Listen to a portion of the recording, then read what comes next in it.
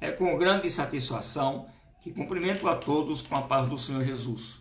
Estamos no segundo trimestre de 2020 e o tema da nossa lição bíblica é a Igreja eleita, redimida pelo sangue de Cristo e selada com o Espírito Santo da promessa.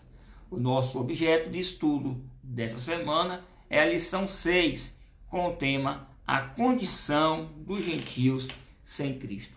Vale lembrar aos irmãos que essa teleaula não segue passo a passo os tópicos da lição, mas ela tem o intuito de apresentar todo o assunto de forma resumida.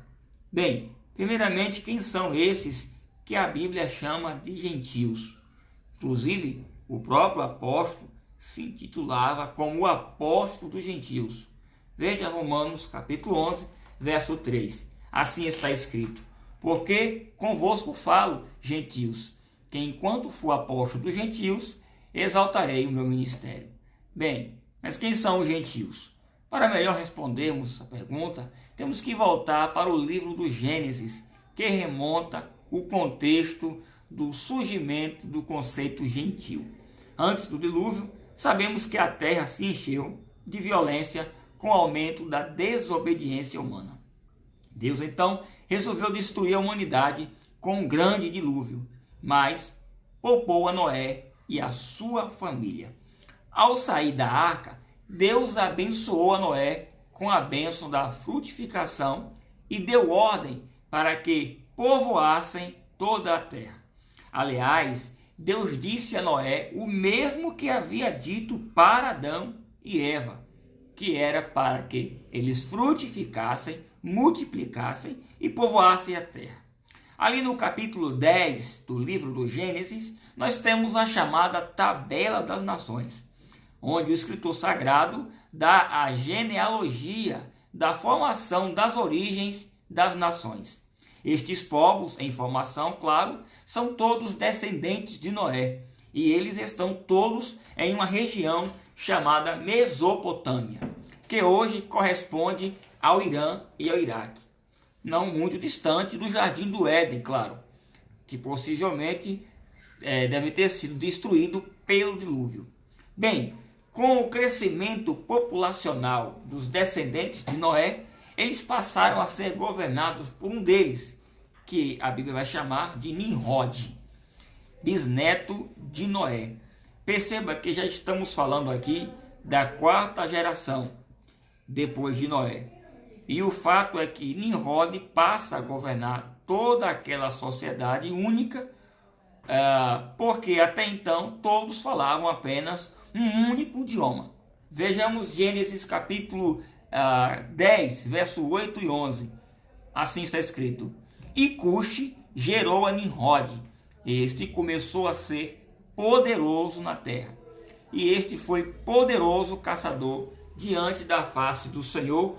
Por isso se diz como Nimrod, poderoso caçador diante do Senhor. E o princípio de seu reino foi Babel, Ereque, Acade e Calné, na terra de Sinear, ou Sinar. Desta mesma terra saiu a Síria e edificou a Nínive, Reobote, Ir e Calá.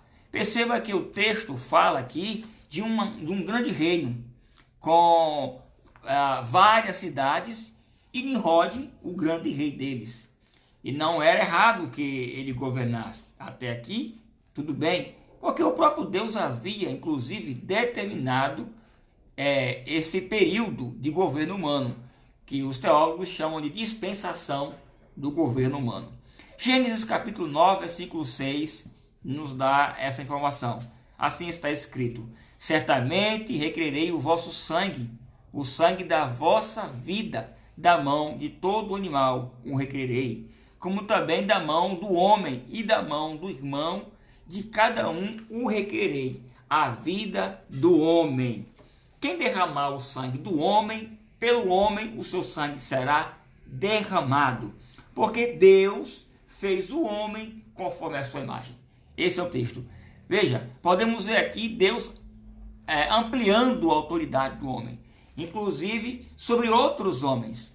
Deus determina que se tenha um governo formado por homens, justamente para impedir o crescimento da violência que levou à destruição dos povos antediluvianos. Portanto, até aqui não há problema em Nimrod governar. O problema é que Nimrod se rebela contra Deus e resolve construir uma torre em Babel, sua capital, de seu reino. E esta torre teria que ser bem alta até que chegasse aos céus. Mas, cuidado, céus aqui não quer dizer uma torre que seria tão alta que iria chegar até onde está Deus. O que o texto quer dizer aqui é que seria hoje uma espécie de arranha-céu, né? Que seria um grande empreendimento. Então, o fato é que o propósito era que, havendo um outro dilúvio, eles teriam esse prédio, esse grande arranha-céu, como um lugar seguro. Justamente porque eles sabiam que não estavam bem intencionados com relação à ordem divina de se espalharem e povoarem a terra. Eles queriam uma centralização, uma autonomia e uma alienação de Deus. Veja a expressão deles: façamos, façamos. Essa expressão é muito pretensiosa e ela está expressa pela primeira vez em Gênesis 1:26. Eles estão parafraseando Deus, pois foi o próprio Deus quem usou essa expressão, façamos. Ela é utilizada pelo movimento de Nimrod. Demonstra aqui o grau de insolência e insurgência contra a vontade divina. Vejamos Gênesis 11:4, assim está escrito: e disseram: eia, edifiquemos-nos uma cidade e uma torre cujo cume toque nos céus, e façamos no nome dela o nosso nome, sejamos espalhados sobre a face da terra. Veja mais uma outra expressão do movimento de Nimrod: para que não sejamos espalhados pela face da terra. Esse pensamento é justamente uma oposição à ordem divina, que era para que eles se espalhassem e povoassem a terra. Mas para que o plano de Babel continuasse, eles teriam que manter algo que eles tinham muito em comum. E este algo era a língua, a comunicação entre eles. Era o que os mantinham unidos e únicos. Veja o texto de Gênesis capítulo 11 e o verso 6. E o Senhor disse: eis que o povo é um, e todos têm uma mesma língua. E isto é o que começam a fazer. Portanto, Deus vai mexer justamente na língua. E uma vez que Deus modifica a língua que eles comumente falavam, com o bloqueio da comunicação, o projeto torna-se inviável. E eles se separam e depois formaram um grupo que falavam cada um a mesma língua. Dessa forma, surgem então as nações. Eles se separaram ali, cada grupo que falava a sua língua, e se dispersaram. Então podemos dizer que as nações surgiram da comunidade única dos descendentes de Noé, que se rebelaram contra Deus em Babel. Por causa da confusão de língua, eles terminaram, se espalharam pela terra e acabaram por povoá-la. Veja que justamente o que eles não queriam, como não queriam, mas eles foram obrigados, porque se não foram por obediência, foram por causa da desobediência. É dessa triste situação que temos o aparecimento dos gentios, das gentes. Então todas as nações do mundo são gentílicas. Surgem desse episódio, segundo a Bíblia, com exceção de Israel. Israel não é considerado uma nação gentílica, porque depois da dispersão da comunidade única dos descendentes de Noé, em Babel, Deus posteriormente chama Abraão e dele levanta os judeus, que será um povo separado por causa da revelação da pessoa e da palavra de Deus para Abraão e os seus descendentes. Deus, ao chamá-lo para fora, Deus iria submetê-lo a um longo processo de ensino e preceito daria a ele, depois, no caso dos seus descendentes, a lei, né? Então aqui nós temos a formação do povo judeu por uma iniciativa divina. Esse processo, na verdade, só iria se consolidar com Moisés no Sinai, quando Deus entregasse a lei. Bem, existe então aqui para Deus 3 povos, né, dentro da cronologia bíblica: os gentios, os judeus e a igreja. Vejamos 1 Coríntios 12, 32, assim está escrito: portai-vos de modo que não deis escândalo para os judeus, nem para os gregos e nem para a igreja de Deus. Os gentios na Bíblia são os filhos de Abraão, os judeus na Bíblia são os filhos de Abraão, os gentios são os descendentes da Torre de Babel e a igreja de Cristo. Vejamos Mateus 6, 31, 32, quando Jesus fala sobre os gentios: não andeis, pois, inquietos, dizendo o que comeremos, ou o que beberemos, ou com que vestiremos, porque todas estas coisas os gentios procuram. De certo, o vosso Pai Celeste bem sabe que necessitais de todas elas.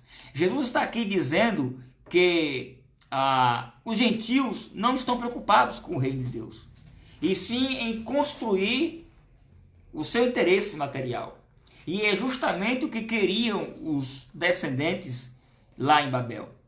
Esta será a mesma figura utilizada pelo apóstolo Paulo em Efésios 2:11.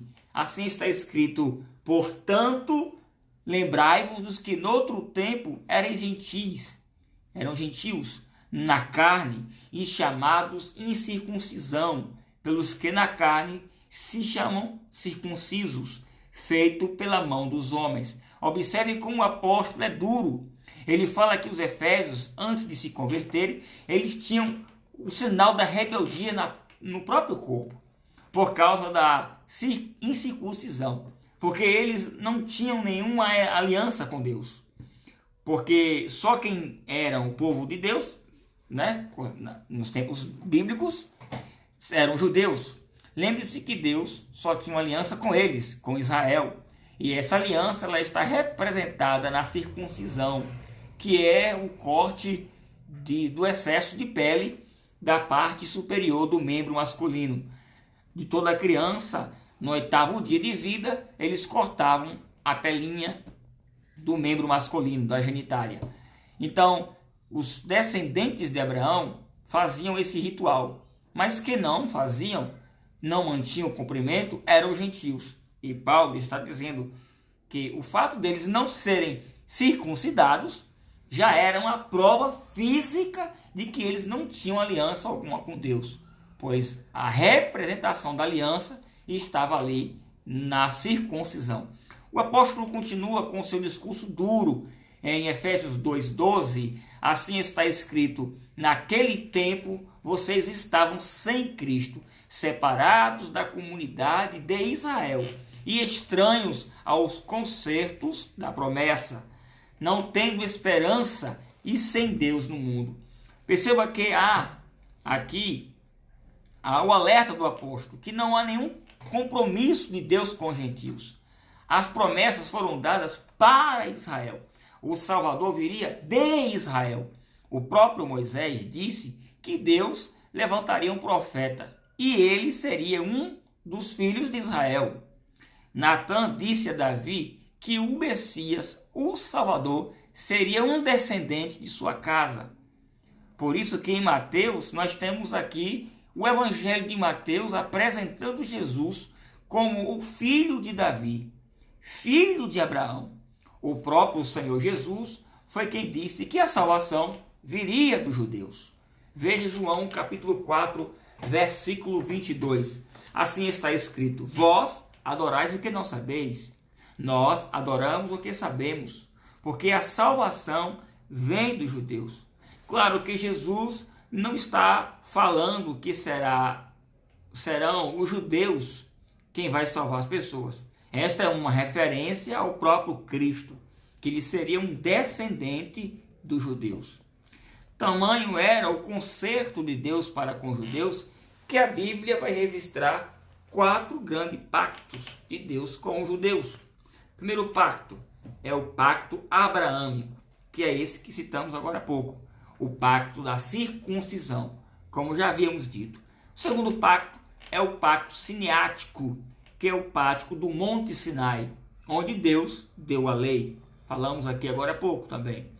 O terceiro pacto é o pacto da Palestina, ou pacto palestiniano, que foi uma promessa que Deus fez de dar a terra da Palestina, na então chamada terra de Canaã, para os descendentes de Abraão, que eram os filhos da promessa.